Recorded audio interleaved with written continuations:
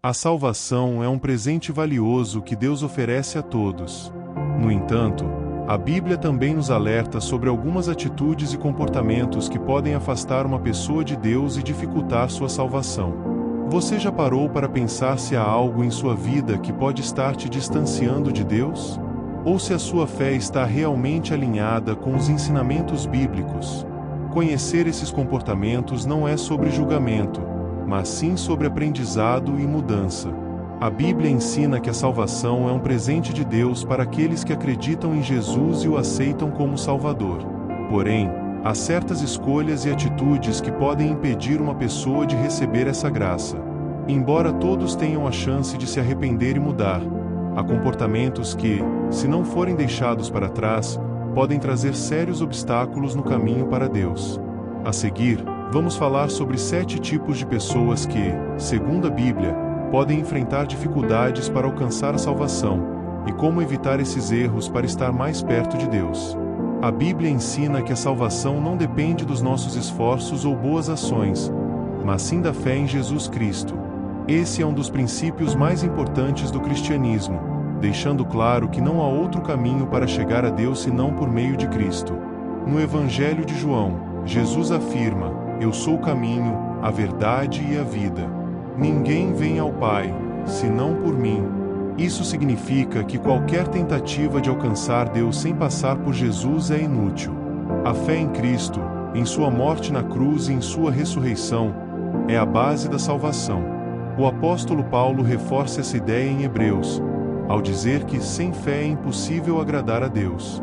Ou seja, não importa quão boas sejam as atitudes de uma pessoa, se ela não tiver fé em Jesus, continuará afastada de Deus.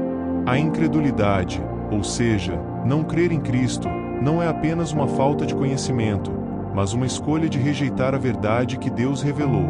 A Bíblia nos alerta que aqueles que recusam a fé em Jesus não podem receber o perdão de seus pecados e nem a vida eterna. Cristo já fez tudo o que era necessário para salvar a humanidade, mas cada pessoa precisa aceitar essa salvação com um coração sincero e arrependido. O apóstolo Paulo, em Romanos, explica que a fé em Jesus nos torna justos diante de Deus, justificados, pois, pela fé, temos paz com Deus, por nosso Senhor Jesus Cristo. Isso quer dizer que não somos salvos por sermos bons ou por seguirmos regras religiosas, mas porque confiamos em Jesus para nos perdoar e transformar. Por isso, a incredulidade é o maior obstáculo para a salvação. Quem rejeita Jesus está rejeitando a única oportunidade de estar em comunhão com Deus. A mensagem bíblica é clara: sem fé em Cristo, não há salvação. Arrependimento é um dos passos mais essenciais para a obtenção da salvação, sendo um princípio central nas Escrituras. A Bíblia enfatiza que, para que uma pessoa seja perdoadora de seus pecados e possa se reconciliar com Deus, é imperativo que ela passe por um processo de arrependimento sincero. Esse arrependimento não é uma mera ação de lamentar-se ou sentir pesar pelas consequências de nossos erros, mas uma verdadeira mudança de coração e mente, uma transformação interior que resulta em um novo comportamento e uma nova postura diante de Deus. Esse conceito é claramente expresso em Atos, onde se diz: "Arrependei-vos, portanto, e convertei-vos, para que sejam apagados os vossos pecados." Aqui, o arrependimento e a conversão são apresentados como uma condição fundamental para a remoção dos pecados, evidenciando que a verdadeira redenção só é possível quando alguém se volta para Deus de coração aberto, disposto a abandonar suas transgressões. A palavra arrependimento implica uma mudança radical, um virar-se para Deus e um distanciamento da velha vida de pecado. Esse não é apenas um reconhecimento intelectual do erro cometido, mas uma transformação profunda, uma nova direção tomada, alinhada com a vontade divina. A conversão, que acompanha o arrependimento, significa mudar de rumo na vida, abandonando os caminhos do pecado e abraçando os caminhos da justiça que Deus delineou em sua palavra. Esse ato de se arrepender e se converter é, portanto, essencial para que a pessoa seja restaurada a uma relação correta com Deus. Porém, a Bíblia também nos alerta que há aqueles que se recusam a se arrepender. Essas pessoas, ao persistirem em seus pecados e manterem um coração endurecido, estão em um estado de afastamento de Deus. Em 2 Pedro, lemos: O Senhor não retarda sua promessa, como alguns a julgam demorada. Mas é longânimo para convosco, não querendo que alguns se percam, senão que todos cheguem ao arrependimento. Aqui, vemos claramente o desejo de Deus para com a humanidade. Ele não deseja que ninguém pereça, mas que todos se arrependam e sejam salvos. Deus é paciente e misericordioso, dando a todos a oportunidade de se arrependerem e se voltarem para Ele. No entanto, a recusa em se arrepender e a resistência à sua graça não apenas rejeitam a oferta de salvação, mas colocam em risco a própria salvação de uma pessoa. A falta de arrependimento é, portanto, uma escolha que tem consequências eternas. Ao se recusar a se arrepender, uma pessoa demonstra um coração endurecido, insensível às convicções do Espírito Santo e à realidade do pecado. Esse endurecimento do coração é uma condição espiritual perigosa, pois impede que a pessoa experimente o perdão de Deus e a restauração que Ele oferece. A Bíblia frequentemente alerta sobre a gravidade de ter um coração endurecido, pois isso pode levar a uma separação ainda maior de Deus.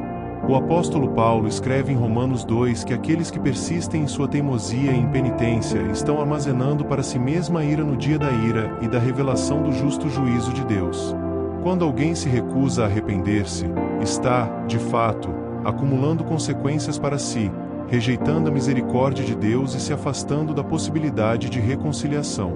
Deus, em sua infinita graça e paciência, nunca força ninguém a se arrepender. Ele oferece livremente o perdão, mas também respeita o livre-arbítrio de cada pessoa.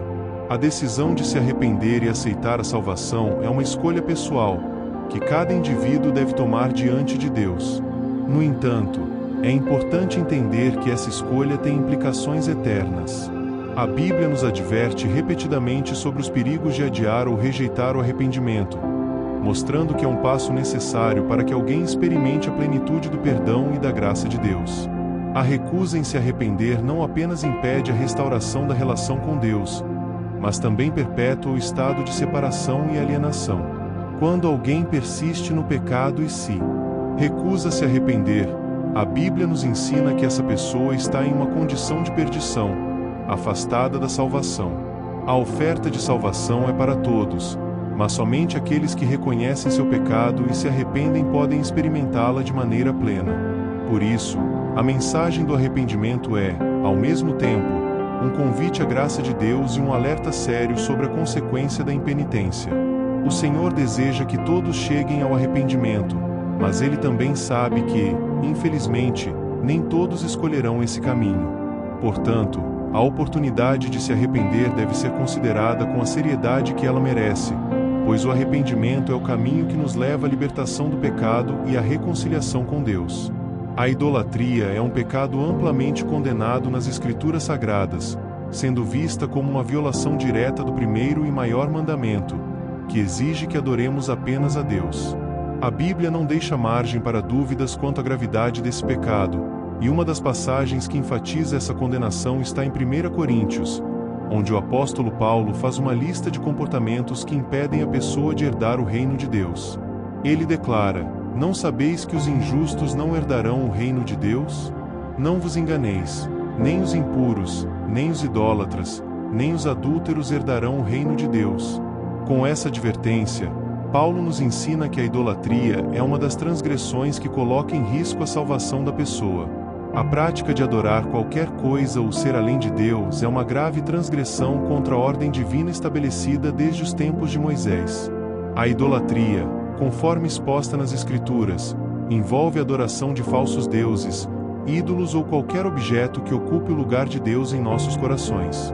Vemos claramente o mandamento de Deus: "Não terás outros deuses diante de mim. Não farás para ti imagem de escultura, nem alguma semelhança do que há em cima nos céus, nem embaixo na terra, nem nas águas debaixo da terra. Não te inclinarás a elas, nem as servirás." O mandamento de adorar somente ao Senhor é inegociável, e a idolatria é rejeitada como uma violação desse mandamento. Quando alguém se volta para algo ou alguém além de Deus para adoração, está, na verdade, colocando algo em posição de supremacia sobre sua vida, o que é considerado uma afronta à autoridade e soberania de Deus. No entanto, É importante entender que a idolatria não se limita apenas à adoração de deuses estrangeiros ou à veneração de estátuas e imagens, como muitas vezes pensamos. A idolatria pode se manifestar de várias formas mais sutis e cotidianas. Ela pode envolver a obsessão por dinheiro, poder, fama, status social ou até mesmo relacionamentos. Qualquer coisa que ocupe o lugar de Deus em nossos corações e que venha a dominar nossas ações, pensamentos e desejos, se torna uma forma de idolatria. Jesus, em Mateus 6, deixa claro que não podemos servir a dois senhores, e quando nossa lealdade se divide entre Deus e outra coisa, estamos nos envolvendo em idolatria. O próprio Jesus advertiu contra o amor excessivo ao dinheiro, que pode facilmente se tornar um ídolo na vida de uma pessoa, levando-o a confiar mais em riquezas materiais do que na provisão de Deus.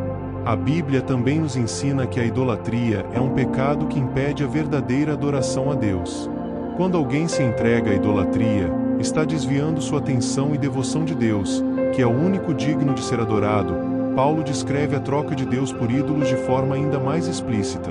Eles mudaram a verdade de Deus em mentira, adorando e servindo a criatura em lugar do Criador, que é bendito eternamente. Amém. Esse versículo nos revela que, ao se envolver com a idolatria, as pessoas não apenas rejeitam a Deus, mas também trocam a sua verdade pela mentira. Elas acabam adorando aquilo que foi criado, seja objetos, ideias ou até mesmo pessoas, em vez de adorar o Criador. Esse tipo de prática leva a uma distorção espiritual profunda, afastando a pessoa da verdadeira relação com Deus e fazendo-a viver uma ilusão de satisfação. Além disso, a idolatria é uma forma de rebelião contra a soberania de Deus. Quando alguém escolhe adorar algo ou alguém que não seja o Senhor, está, na prática, dizendo que a autoridade de Deus não é suficiente ou não é a mais importante. A adoração a outros deuses ou a criação é um desvio do plano perfeito que Deus estabeleceu para nós. Ele nos chama a adorá-lo de todo o coração, com toda a nossa mente e com todas as nossas forças. Mas a idolatria representa uma resistência a essa ordem divina, buscando preencher um vazio espiritual com algo inferior e passageiro. Em relação à salvação, a idolatria é um obstáculo sério. Como vemos, a idolatria é claramente associada à perda da herança do reino de Deus.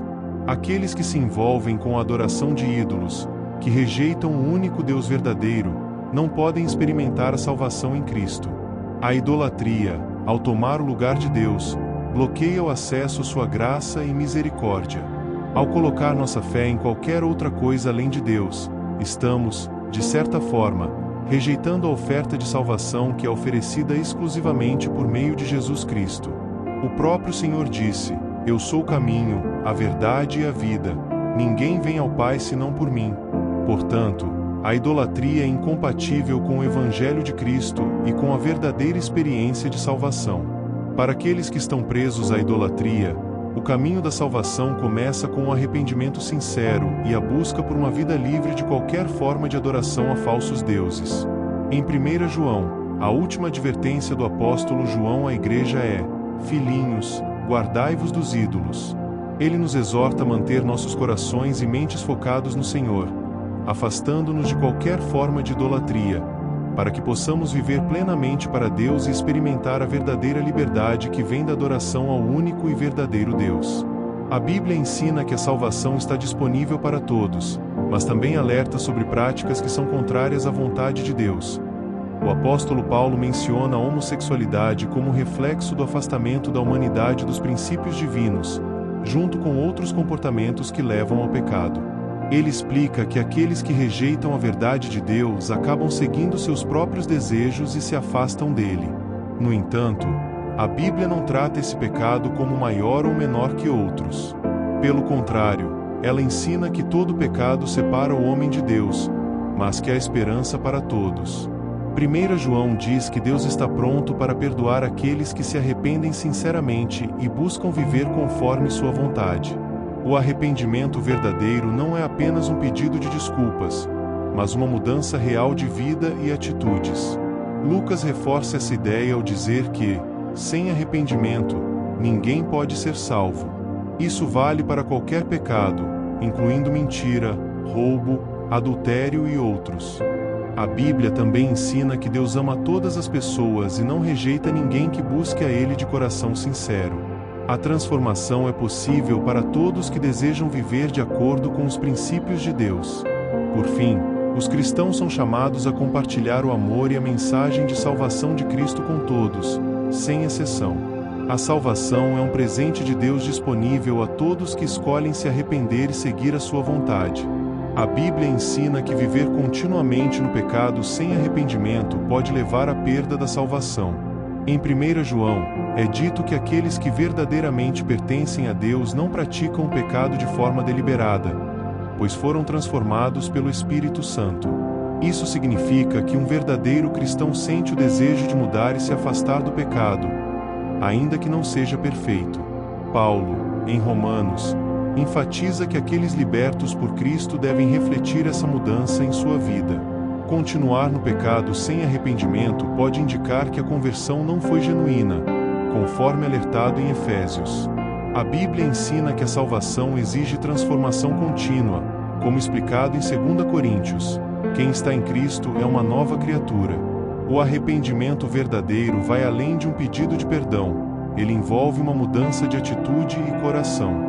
Quem resiste a essa transformação corre o risco de se afastar da salvação, pois Jesus ensinou que apenas aqueles que perseveram na fé serão salvos. A santificação é um processo contínuo que exige esforço e cooperação com Deus. Assim, a Bíblia ensina que a salvação não é apenas uma aceitação da graça, mas também um compromisso de viver segundo a vontade de Deus, afastando-se do pecado e buscando a santidade. A hipocrisia é um grande obstáculo para a salvação, pois envolve dizer algo, mas agir de maneira diferente.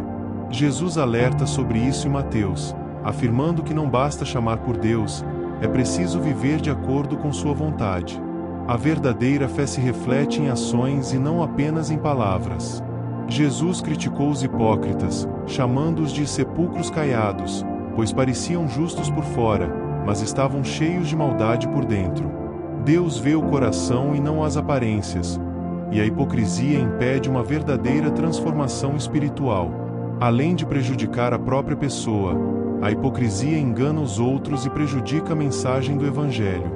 Por isso, é essencial buscar uma fé sincera e alinhada com as atitudes, para que a comunhão com Deus seja verdadeira e transformadora. Além disso, a hipocrisia espiritual também impede o crescimento espiritual pessoal. Quando uma pessoa finge viver de acordo com os ensinamentos de Cristo, mas não faz isso de fato, ela se afasta do processo de santificação. A santificação é uma obra contínua do Espírito Santo na vida do crente, que o transforma mais e mais à imagem de Cristo.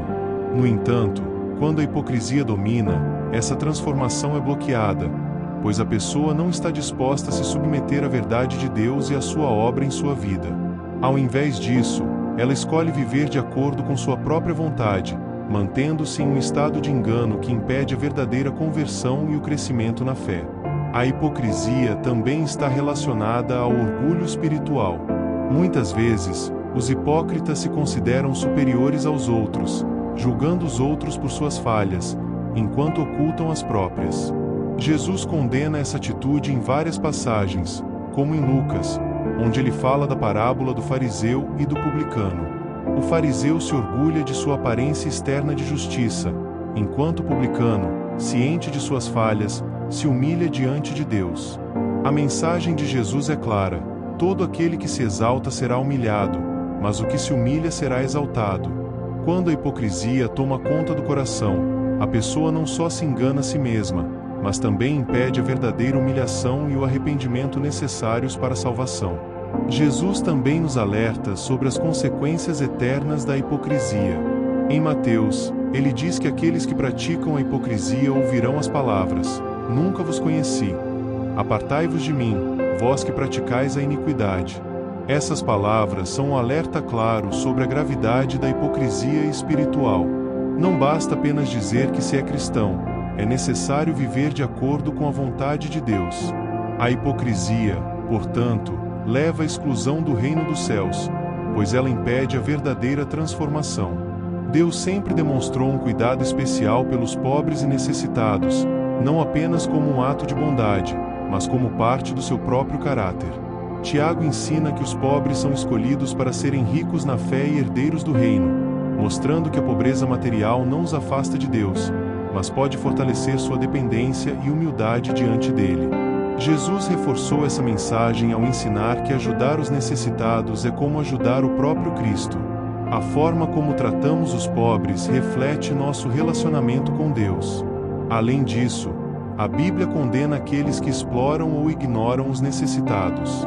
Provérbios 14 alerta que desprezar os pobres é ofender o próprio Criador, enquanto ter compaixão honra a Deus.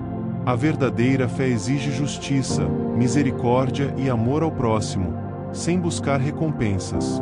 Jesus nos ensinou a amar até mesmo aqueles que nos perseguem, mostrando que o amor cristão deve ser incondicional e estendido a todos, especialmente aos mais vulneráveis. Esses são os 7 tipos de pessoas que não vão entrar no céu. Se você gostou dessa história, deixa seu like. Compartilhe com mais pessoas. Se inscreva em nosso canal para mais vídeos. Agora vamos fazer uma oração. Senhor amado, Deus de misericórdia e justiça, diante de Ti eu me coloco em humildade e temor, reconhecendo minha total dependência da Tua graça. Sei que a Tua palavra nos ensina que nem todos entrarão no Teu reino, pois há caminhos que nos afastam da Tua vontade. Pai, livra-me de ser um incrédulo, alguém que rejeita a Tua verdade e Teu amor. Que minha fé esteja firmada em Ti, para que eu nunca duvide do Teu poder e da Tua salvação. Guarda-me, Senhor, de viver como um idólatra, colocando qualquer coisa acima de Ti. Que meu coração pertença somente a Ti, e que eu não me curve diante de nada que tome o Teu lugar na minha vida. Purifica-me, ó Deus, de toda impureza e imoralidade. Que meu corpo, mente e espírito sejam templos do Teu Espírito Santo, para que eu viva em santidade e obediência aos Teus mandamentos.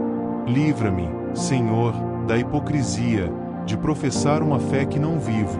Que minhas palavras e ações estejam alinhadas com a Tua verdade, para que eu nunca seja um sepulcro caiado, mas alguém sincero diante de Ti e dos homens. Afasta de mim o espírito da mentira e do engano, pois Tu és Deus de verdade e luz. Que meus lábios falem somente aquilo que edifica e reflete a justiça do Teu reino. Senhor, ensina-me a ser generoso e justo, para que eu nunca seja um avarento, acumulando bem sem compaixão pelos necessitados. Que eu confie na Tua provisão e use tudo que tenho para glorificar o Teu nome. E, Pai, que eu jamais endureça meu coração no pecado contínuo, sem arrependimento. Dá-me um coração sensível à Tua voz, pronto a reconhecer meus erros e buscar a transformação pelo Teu Espírito. Que eu viva segundo a Tua vontade, perseverando na fé até o fim, para que um dia eu possa ouvir de Ti: Vinde, bendito de meu Pai, entra no gozo do Senhor. Em nome de Jesus. Amém.